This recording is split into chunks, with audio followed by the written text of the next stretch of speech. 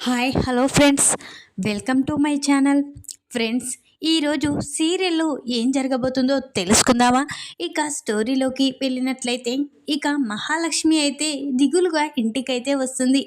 అప్పుడే కన్న మాధవ అక్కడే ఉంటారు. ఇక మాధవ్ అయితే, అమ్మ మహాలక్ష్మి, నీ ఇంటర్వ్యూ ఏమైందమ్మా? నీకు జాబ్ వచ్చినట్లేనా అని అంటూ ఉంటాడు. అప్పుడే ఇక మహాలక్ష్మి అయితే, పెద్ది నన్ను క్షమించి పెద్ది, నువ్వు నీ టాలెంట్తో ఇక నీకు తెలిసిన వాళ్ళతో నాకు ఈ ఇంటర్వ్యూ సర్టిఫికెట్స్ లేకున్నా ఇప్పించావు, కానీ నేను అది సంపాదించుకోలేకపోయాను అని మహాలక్ష్మి అయితే మాధవతో అంటూ ఉంటుంది. అప్పుడే ఇక మాధవ్ అయితే, ఏంటమ్మా నీకు ఖచ్చితంగా ఇక ఆ ఇంటర్వ్యూలో సెలెక్ట్ అవుతావేమో అనుకున్నాను అని ఇక అంటూ ఉంటారు. లేదు పెద్ది, నన్ను క్షమించు పెద్ది, నీ పేరు నిలబెట్టలేకపోయాను. నువ్వు పెద్ద ఆర్కిటెక్ట్వి, అలాంటి నీ నీ పేరు చెప్పి నాకు అక్కడ ఇంటర్వ్యూ ఇచ్చావు, కానీ నేను మాత్రం అది వినియోగించుకోలేకపోయాను అని మహాలక్ష్మి చాలా బాధపడుతూ ఉంటుంది. అప్పుడే కన్నా అది చూసి, ఇదేంటి చక్రి అన్నయ్య ఇంత అబద్ధం చెప్పాడు వదినకి, వదిన ఇలా ఈ అబద్ధాన్ని ఇక తెలిసిన రోజు సీరియస్గా తీసుకుంటుందేమో అని కన్నా చాలా కంగారు పడుతూ ఉంటాడు. అప్పుడే మహాలక్ష్మి చాలా బాధపడుతూ గదిలోకి వెళ్ళిపోతుంది. అప్పుడే కన్నా మాధవని చూసి, అన్నయ్య నాకు ఏదో భయంగా ఉందన్నయ్య అని అంటూ ఉంటాడు. ఏంట్రా అని అనగానే, వదినకి చెప్పిన అబద్ధం ఏదో ఒకరోజు తెలిస్తే వదినకి నిన్ను కూడా అపార్థం చేసుకుంటుందేమో, వదిన నిన్ను చాలా గొప్పగా ఊహించుకుంటుంది. అలాంటి వదిన నువ్వు మంచితనాన్ని చూసి చాలా సంతోషపడుతుంది. మా అందరిలో నిన్నే చాలా మర్యాదతో పిలుస్తుంది. అలాంటి వదినకి నువ్వు ఆర్కిటెక్ట్ కావని, అబద్ధం కావాలని నువ్వే చెప్పావని తెలిస్తే, నువ్వే చెప్పావని, చక్రి అన్న ఇదంతా చేయలేడని, కావాలనే మీరంతా కూడి ఇదంతా చేశారని మనని అపార్థం చేసుకుంటుందేమో అని భయంగా ఉందనయ్య అని కన్నా అంటూ ఉంటాడు. అప్పుడే ఇక పెద్ది కూడా ఆలోచించి ఒక్కసారి షాక్ అయిపోతాడు. అంటే మహాలక్ష్మి నన్ను ఖచ్చితంగా అపార్థం చేసుకుంటుంది. ఆ చక్రి గారు చేసిన పనికి ఎలాగైనా కన్న చెప్పినట్లుగా మహాకి నిజం చెప్పేస్తాను అని ఇక మాధవ్ అయితే అనుకుంటాడు. వెంటనే మాధవ మహాలక్ష్మి గదిలోకి వెళ్తాడు.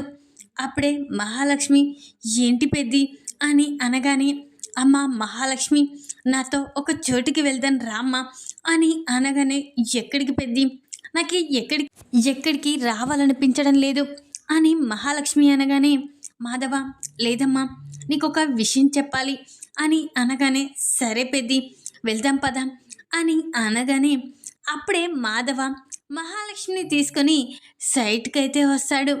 అప్పుడే, ఇదేంటి పెద్ది ఇక్కడికి తీసుకొచ్చావు అని అనగానే, అమ్మ మహా నీకొక నిజం చెప్పాలమ్మా, నువ్వు కన్న తండ్రిలా నన్ను చూసుకుంటున్నావు, నువ్వు నా కూతురులా నాతో కలిసిపోయావు, అలాంటిది నీ దగ్గర అబద్ధం చెప్పి నేను ఉండలేకపోతున్నానమ్మా.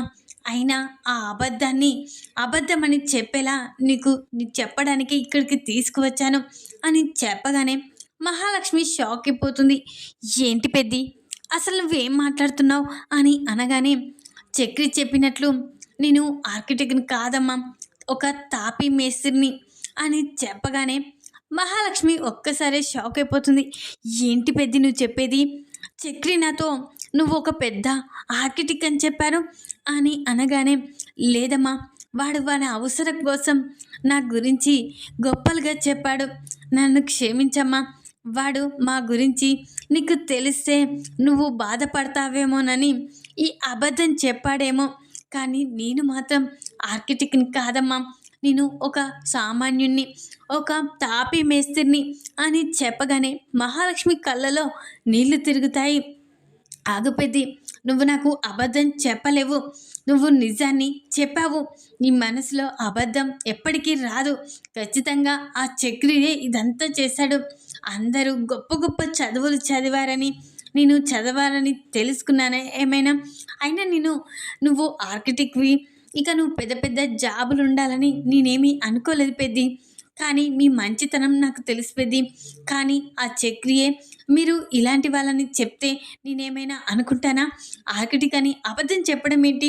ఇక ఆ చక్రి సంగతి చూస్తాం అని అంటూ ఉంటుంది మహాలక్ష్మితో. అమ్మ మహా, వాణ్ణి ఏమనకమ్మా, నువ్వు మా గురించి గొప్పగా చెప్తే ఇక సంతోషపడతావేమోని అలా చెప్పాడేమో అని అనగానే, లేదు పెద్ది, మీ తప్పేమీ లేదు, ఆ చక్రియే చేశాడు, పద నేను వెళ్ళి ఆ చక్రి అంత చూస్తాం అని మహాలక్ష్మి సీరియస్గా ఇంటికైతే వస్తుంది.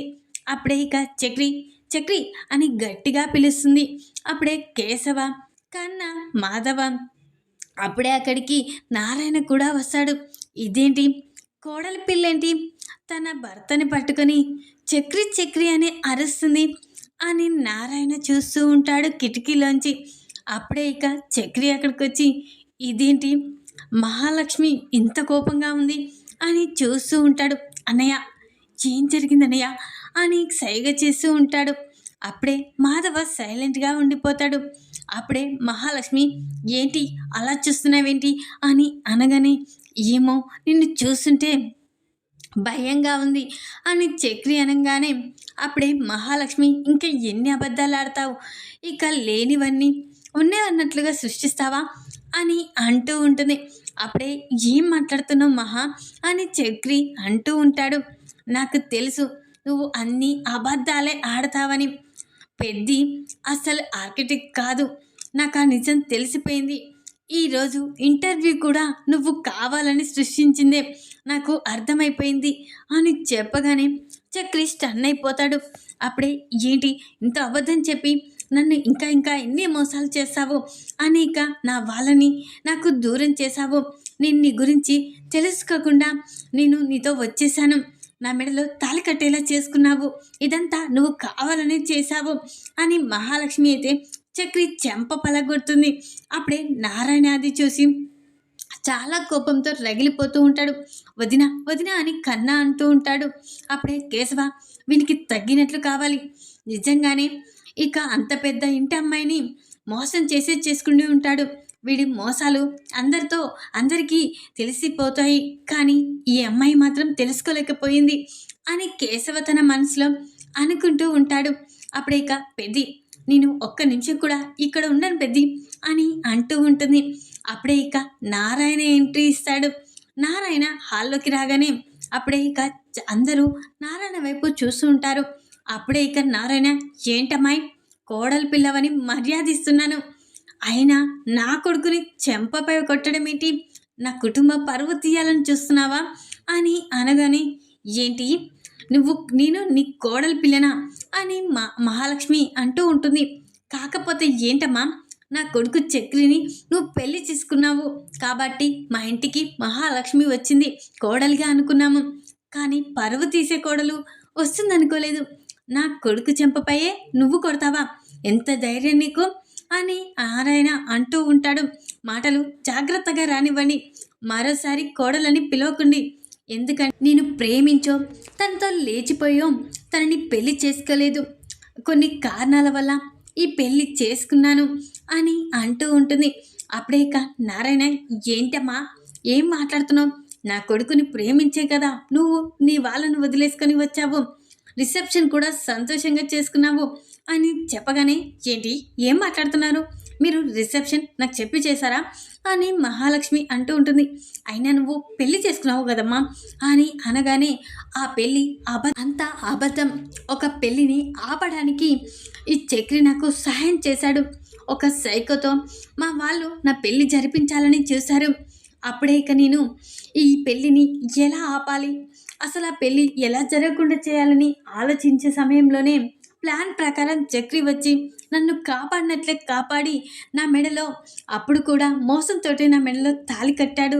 అయినా నేను వీడిని ప్రేమించడం ఏంటి, అయినా వీడిని పెళ్లి చేసుకోవడం ఏంటి అని చెప్పగానే నారాయణ షాక్ అయిపోతాడు. ఇప్పుడే ఈ తాళి తెంచి పడేసి ఇక్కడి నుంచి వెళ్ళిపోతాను అని మహాలక్ష్మి అనగానే అప్పుడే మాధవ షాక్ అయిపోతాడు. చక్రి కూడా స్టన్ అయిపోతాడు. ఇక కళ్ళలో నీళ్లు తిరుగుతాయి.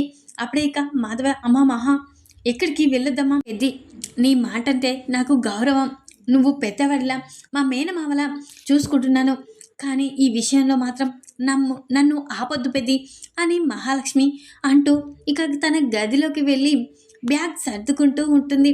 అలా సర్దుకున్న సమయంలోనే ఇక అక్కడ ఒక ఫోటో కనిపిస్తుంది. అది చూసి మహాలక్ష్మి షాక్ అయిపోతుంది. ఈ ఫోటో ఏంటి ఇక్కడుంది? ఇదే ఫోటో కదా! మా ఇంట్లో కూడా మా నాన్న ప్రతిసారి చూసి బాధపడతాడు. మా మేనత్త ప్రేమించి పెళ్లి చేసుకొని ఇప్పుడు ఎక్కడుందో, తన పిల్లలు ఎలా ఉన్నారో అని నాన్న ప్రతిసారి అనుకునేవాడు. అయినా ఈ ఫోటో ఇక్కడుందేంటి అని ఇక మహాలక్ష్మి ఆ ఫోటో చూస్తూ అలా ఉండిపోతుంది. అప్పుడే అక్కడికి మాధవ వెళ్తాడు. అమ్మా మహాలక్ష్మి, కొన్నాళ్ళ తర్వాత నేనే మీ వాళ్ళ కాడికి పంపిస్తానమ్మా. ఇప్పుడు నువ్వు బయటికి వెళ్తే ప్రమాదమమ్మా అని మాధవ బ్రతిమలాడుతూ ఉంటాడు. అప్పుడే ఇక మహాలక్ష్మి, అవును పెద్ది, ఈ ఫోటో ఎవరిది అని అనగానే అప్పుడు ముందుగా నువ్వు బ్యాగ్ సర్దుడు ఆపేయమ్మా అని అంటూ ఉంటాడు. పెద్ది, నేను అడిగిన దానికి సమాధానం చెప్పు, ఈ ఫోటో ఎక్కడిది అని అనగానే ఈ ఫోటోలో ఉన్నవారు ఎవరో కాదు మా అమ్మ అని చెప్పగానే మహాలక్ష్మి షాక్ అయిపోతుంది. ఏంటి ఈ ఫోటోలో ఉంది మీ అమ్మనా అని అనగానే అవునమ్మా, ఈ ఫోటోలో ఉంది మా అమ్మ. మా అమ్మ మా నాన్నని ప్రేమించి పెళ్లి చేసుకుందంట. ఆ తర్వాత ఏమైందో ఏమో, మా అమ్మకి అనుకోని పరిస్థితిలో తన ప్రాణాలు కోల్పోయింది. కానీ మా నాన్న పేరు మాత్రం, మా నాన్నకి మా అమ్మని చంపిందనే బిరుదు మాత్రం వచ్చింది. అసలు మా నాన్న మా అమ్మని చంపనలేదు. కావాలని ఎవరో ఇదంతా చేసి ఆ నింద మా నాన్నపై మోపారు. కానీ మా అమ్మ మాత్రం మహాలక్ష్మిలా ఉండేదంట. మా అమ్మ ఉన్నప్పుడు మా ఇల్లు బృందావనంలా ఉండేదంట. మా నాన్న ప్రతిసారి చెప్తూ ఉండేవాడు. కానీ మా నాన్నకి ఆ నిందని అప్పగించి మా నాన్న ఈరోజు ఈ విధంగా తయారు చేసేలా చేశారు కొంతమంది అని చెప్పగానే మహాలక్ష్మి షాక్ అయిపోతుంది. పెద్ది, నేను ఒక విషయం చెప్పనా అని మహాలక్ష్మి అనగానే ఏంటమ్మది, ఇక ఈ ఫోటోలో ఉంది మా మేనత్త అని చెప్పగానే మాధవ షాక్ అయిపోతాడు. ఏంటమ్మా నువ్వు మాట్లాడేది అని అనగానే అవును, ఈ ఫోటో మా ఇంట్లో కూడా ఉంది. మా నాన్న ప్రతిసారి అమ్మ ఎక్కడున్నావమ్మా, నువ్వు లేని లోటు ఈ ఇంట్లో ఎప్పటికీ ఉంటుంది. ఇక నువ్వు ఎక్కడున్నావో, ఎక్కడున్నా సంతోషంగా ఉండాలి, నీ కోసం వెతకని చోటు లేదు అని ప్రతిసారి మా నాన్న ఆ ఫోటోని చూస్తూ చాలా బాధపడేవాడు. ఒకరోజు మా నాన్న అలా బాధపడడం చూసి నేను వెళ్ళి, నాన్న ఈ ఫోటో ఎవరిది, నువ్వు ప్రతిసారి బాధపడుతూనే ఉంటావు అని అడిగాను. అప్పుడే ఇక మా నాన్న, ఇక తను మీ మేనత్త మమ్మల్ని కాదని ప్రేమించి పెళ్లి చేసుకుని వెళ్ళిపోయింది. కానీ ఇప్పుడు ఎలా ఉందో ఎక్కడుందో కూడా తెలియదమ్మా అని ఇక మా నాన్న ప్రతిసారి చెప్పేవాడు. కానీ నేను ఇప్పుడు మా మేనత్తింట్లోని అడుగు పెట్టానా, అంత సంతోషంగా ఉంది పెద్ది, నిజంగానే ఇక నేను మా మేనత్తింటికి వచ్చేసాను అని ఇక అంటూ ఉంటుంది మహాలక్ష్మి అయితే. అంటే నువ్వు మా మేనమామ కూతురువి అని ఇక మాధవ్ కూడా చాలా సంతోషపడుతూ ఉంటాడు. వెంటనే ఈరోజు ఈ చక్రి వల్లే నేను ఇంటికి రాగలిగాను, మా మేనత్తని చూడగలిగాను. ఇక ఫోటో ద్వారానైనా మా నాన్నని ఇంటికి దగ్గర చేస్తాను, మా మేనత్త కుటుంబం అని ఇక మహాలక్ష్మి అంటూ ఉంటుంది. వెంటనే మహాలక్ష్మి చక్రిని హక్ చేసుకుని, చక్రి చాలా థ్యాంక్స్, నువ్వు ఈరోజు నన్ను పెళ్లి చేసుకొని తీసుకురావడం వల్లనే నేను మా మేనత్తింటికి రాగలిగాను అని మహాలక్ష్మి చాలా సంతోషపడుతుంది. అప్పుడే ఇక చక్రి అయితే ఏంటి మహాలక్ష్మి ఏం మాట్లాడుతున్నావు అని అనగానే మీ అమ్మ ఎవరో కాదు మా మేనత్త అని చెప్పగానే చక్రి చాలా సంతోషపడతాడు. అంటే నువ్వు మా మేనమామ కూతురువా అని కన్నా అంటూ ఉంటాడు. అవునరా కన్నా అని మహాలక్ష్మి కూడా అంటూ ఉంటుంది. అప్పుడే ఇక నారాయణకైతే ఈ నిజాన్ని మహాలక్ష్మి చెప్పదు. ఎందుకంటే నారాయణకి ఆ కుటుంబం అంటే నచ్చదు. తన భార్య ఇక వాళ్ళ వల్లే చనిపోయిందని ఇక కొన్ని కారణాల వల్ల నారాయణ ఇక నిజాన్ని నారాయణకి చెప్పకూడదని మాధవ్ అయితే మహాలక్ష్మికి చెప్తాడు. ఈ విధంగానైతే మహాలక్ష్మి తన మేనత్తింటికే కోడలిగా వెళ్తుంది. ఇక నిజాన్ని తెలుసుకొని ఇక చక్రిపై కోపాన్ని చంపుకొని చక్రితో మళ్ళీ సంతోషంగా గడుపుతుంది. ఎందుకంటే ఇక తన మేనత్తిటికే తన కోడలిగా వెళ్ళిందని ఇక పెళ్ళినైతే తన తాలిబంధాన్ని అయితే స్వీకరిస్తుంది చక్రి ద్వారా. ఈ వీడియో కనుక మీకు నచ్చినట్లయితే లైక్ చేయండి. మరిన్ని వీడియోల కోసం ఛానల్ని సబ్స్క్రైబ్ చేసుకోండి ఫ్రెండ్స్. Thanks for watching.